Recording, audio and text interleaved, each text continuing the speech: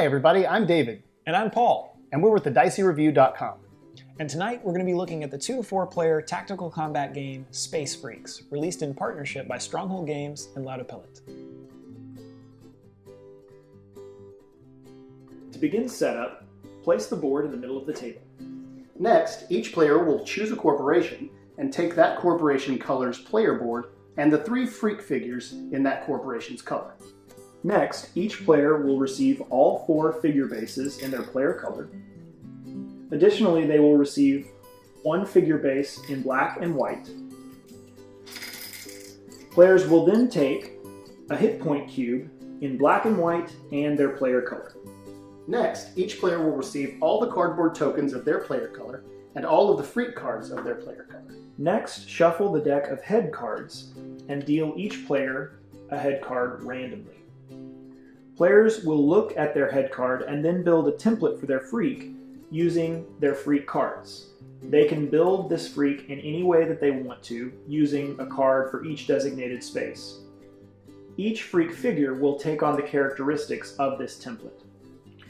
The freak characters are built in secret, so all cards are placed on player boards face down until everyone is done constructing their freak template, and then all templates are revealed at the same time. For this example, we'll be using some suggested templates that were posted on the Board Game Geek page for Space Freaks. If you'd like to take a look at some of those, we'll leave links in the video description. The different body part cards will give your character abilities and stats that will affect things like how far they can move, the strength and range of their attack, their health and defense, and other special abilities. The 2 templates that we have chosen in this example are Mirror Man and the Robot. The Mirror Man strategy is to reflect the damage of his opponents back at them. The Robot strategy is to use its high weapon range to attack enemy home bases. Next, players will place the figure bases on each of their 3 freaks, 1 in black, 1 in white, and 1 in the player color. After that, based on the player's template, you will place the health cubes on the marker that corresponds with how much health your freak template has.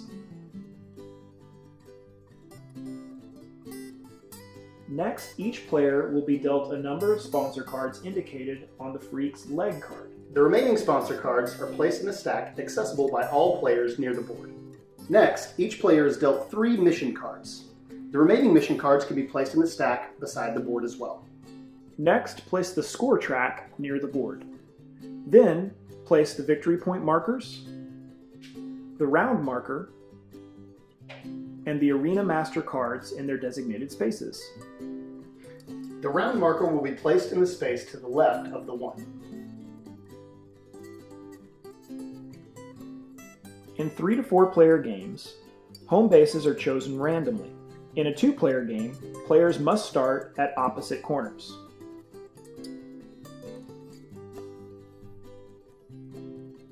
A corner hexagon without a player token is not considered a home base. Next, place all of the droid figures, the alien figures, the activation tokens, and the remaining cardboard tokens near the board. Next, we'll determine turn order. Turn order is determined by the number located on the freak head cards. Lowest number goes first. In this example, the Mirror Man will go first. In turn order, players will place their freak figures within their home base zone. The home base zone is marked by a white line on the board and extends up to 5 hexagons from your home base. Players may place their freaks anywhere within the home base zone. The second white line on the board indicates the building zone. This will become more important later on as we talk about building. Space Freaks is played over a duration of 6 rounds, and each round has 2 phases. The first phase is the setup phase, followed by the player turns phase.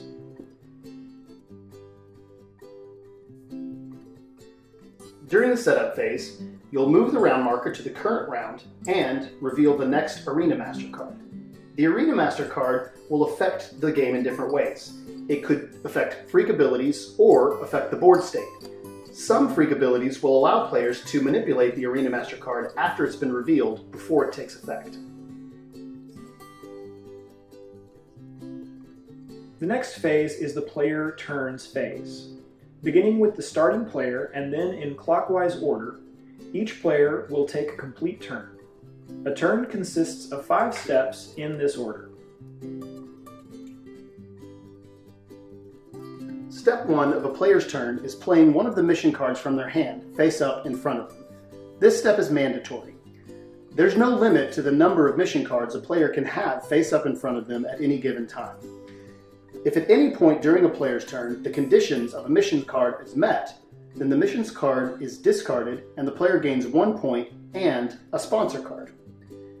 If a player has multiple mission cards of the same type in front of them and the conditions are met 1 time, both mission cards would be completed. For example, if I had 2 sneak missions active in front of me at any given time, at any point during my turn, if I met the conditions of the sneak mission, even in the middle of one of my freak's activations, then both sneak missions would be completed and I would gain the reward 2 times. The next step in a player's turn is attack with a turret. Turrets can be built at a later phase in the player turn, so we'll go into more detail at that time. The next step is activating figures. Figures include freaks, droids, and aliens. Droids and aliens can only move and attack. Freaks can move and attack as well as use sponsor cards, special abilities granted by their freak body part cards, and also activate the ability of building tile hexes on the board. Special abilities can be granted by the head card or the left arm card. During the activation of one of your freak figures, you can play as many sponsor cards as you like. Each figure can only attack once per turn. Freak figures can attack either using the stats on their right arm card or using the abilities of sponsor cards with the arrow listed in the middle. Each freak can only attack once, so while multiple cards showing the attack arrow may be played, any additional sponsor cards played after the first attack will be played without effect. This will be important for completing certain missions. Sponsor cards without the arrow symbol can still be played normally and will take effect as usual. They won't be affected even if a card with the arrow symbol has been played before them. The other 2 types of figures are aliens and droids. These can be obtained in multiple ways. One way is with sponsor cards, the other way is with Arena Master cards. If you're able to gain an alien or a droid, during the freak's activation where it's gained, you'll take one of your player tokens and place it on the board with the side without red lines facing up. You'll then take one of the figurines, place your color player base on it, and place it on top of the token. You'll place the figure as directed.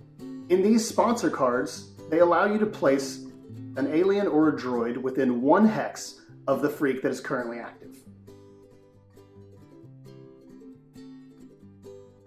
Once a character's activation is complete, place an activation marker next to it to show you that that character has already been activated. This character landed on a building space during its activation, so we'll explain the way building spaces work now. The different building hexes are healing centers, laboratories, turrets, bunkers, wormholes, and home bases. Home bases can never be moved onto by a figure. Enemy home bases can be attacked for victory points. The healing center hex can be moved onto by any figure, but can only be activated by freaks. If at any point during a freak's movement it occupies a healing center hex, it may gain 3 health. A freak can never be healed past its starting health value. Each healing center can heal each freak once per turn.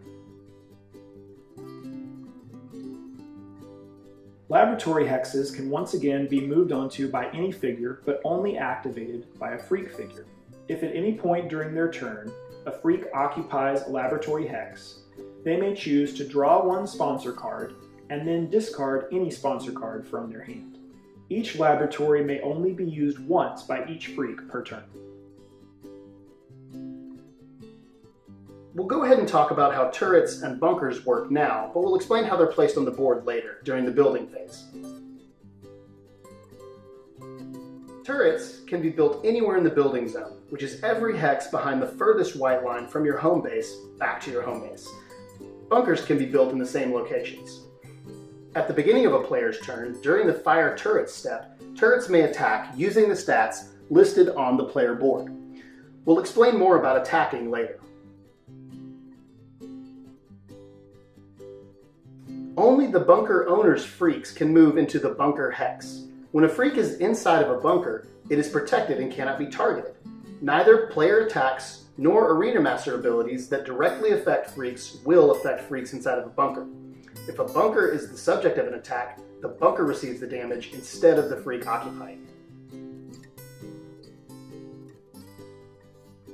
A hex containing a wormhole can be occupied by any figure, but can only be activated by a player's freak. Using a wormhole requires one movement. So for example, moving onto the wormhole and then moving to the other end would cost a movement. A wormhole cannot be used if the other end is blocked by a figure. A freak figure can move onto a wormhole space and choose not to use its ability. A wormhole can only be used once per turn. So for example, 1 out of the 3 freak figures can use it. During a figure's activation, they may do a number of things, including moving, attacking, using sponsor cards, or using freak abilities. Droids and aliens may only move and attack.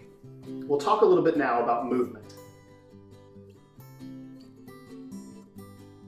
To determine a figure's movement, you'll need to reference the statistics listed on your player board and on your freak cards. For instance, this freak is allowed to move 8 steps, as this icon shows. Sponsor cards, arena master abilities, and some freak abilities could increase your movement. Figures may move to any open adjacent hex up to the number of movement that they have. Figures cannot move through other figures, rocks, energy walls, turrets, or home bases. Some abilities or sponsor cards may alter some of those restrictions. If during movement a freak or alien enters a radiation zone hex, freaks would take 3 damage and aliens would take 1 strike. Radiation zones have no effect on droids. It's important to note that even if a figure enters a radiation space multiple times or enters different radiation spaces during the same movement, they only take the damage once. Now that we've discussed the basic concept of movement, I would like to reiterate the fact that actions during a player's activation can be done in any order. So for instance, a character could move, attack, complete a mission, activate a special ability, or use a building hex, and then continue to move until all movement points have been used. With my freak figure's 8 movement, I was able to move all the way to this space. You'll see that this puts me within range of attack of an enemy freak. When attacking, players must take into consideration line of sight. Figures can attack in any direction in a straight line originating from one of the 6 hexes surrounding the figure. For example, this figure could attack this enemy freak because it's in a straight line and that path is unobstructed. Obstructions include other figures, rocks, energy walls, and most buildings. The wormhole is the only building that does not block line of sight. Line of sight restrictions can be changed by player abilities, sponsor cards, or arena master cards. To determine the range of an attack, you will look at the crosshair icon. Different attacks have different ranges. When dealing damage, freak figures will take damage, while turrets, bunkers, aliens, and droids will suffer from strikes. The amount of damage or the number of strikes will be determined by which attack is being used. Attacks can be executed using the right arm or using sponsor cards. For example, this sponsor card would let you do an attack with 15 range indicated by the crosshair icon. This is the normal damage icon. This attack would do 12 damage. Damage can be mitigated if a player has shields. It would mitigate the number next to the shield icon. There's a type of damage that can't be blocked by shields. That's indicated by this icon here. This attack would have a range of 7 and would do a damage of 4 that's not blockable by shields. If you were attacking an alien, droid, bunker, turret, or home base, you would use the strike value of the attack instead of the damage value. The range is determined in the same way. Strike and damage of attacks can be altered by player abilities, sponsor cards, or the Arena Master card. Once an attack hits, you would move the cube that correlates to the color of the attacked figure down the number of damage that the figure took. Damage can also be reflected. If that is the case, the attacking figure would take damage equal to the reflect value of the attacked figure. If an attack lands on a bunker or a turret, you would flip the token to the other side, showing red lines. That indicates that the building has one strike on it, and only one strike remaining before it is destroyed. If a Freak's cube moves below 1, or a building, droid, or alien figure's token takes 2 strikes, they are destroyed and removed from the board. Home-based tokens can take any number of strikes. They will not be destroyed, but the opposing player who attacks them gets points every time an attack lands. That covers a player's activation step. The next step of a turn is the build turrets and bunkers step. To build a bunker or turret, a player must discard 1 sponsor card per building built as payment. So for instance, I could discard this sponsor card and then build a turret or bunker anywhere within my home base or building zone. A bunker or turret must be built on a free open space. You can't build a bunker or a turret on radiation, rocks, wormholes, or other figures. The one exception to this is the bunker.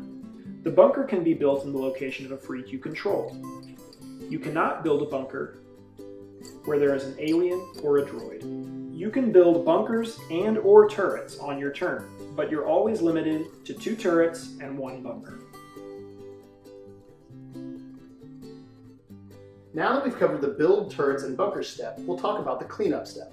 During the cleanup step, first, a player will gain points for any freak that has ended their turn on one of the landing zone spaces. These are the 4 spaces in the middle of the board. Next, players will draw mission cards until they have 3. Next, players will replace any destroyed freaks back on the board on any empty hex in their home base zone or on their empty bunker. The freaks return with full health. Finally, players will declare that their turn is finished. Play continues until 6 rounds have been completed. At the end of the 6th round, the player with the most victory points wins. Victory points are earned in the following ways. 1 point for destroying an enemy freak. 1 point for each strike to an enemy home base. 1 point for landing zone hexagon occupied by a player's freak at the end of that player's turn. 1 point for each mission completed. 2 points for completing an advanced mission. And 2 points for each enemy home base zone occupied by a player's freak at the end of that player's last turn of the game. Thanks so much for watching. We hope that you enjoyed the video, and most of all, we hope that it was helpful. If you have any questions, feel free to email us at thedicey@gmail.com. Also, please feel free to check out our website, thedicey.com. And you can check us out on social media. We're on Facebook, Instagram, and Twitter at The Dicey Review. We also have a guild at Board Game Geek. And if you'd like to check out our podcast, it's called The Dicey Review. You can get it wherever you get podcasts. Thanks so much for watching. Until next time, we'll see you at the table.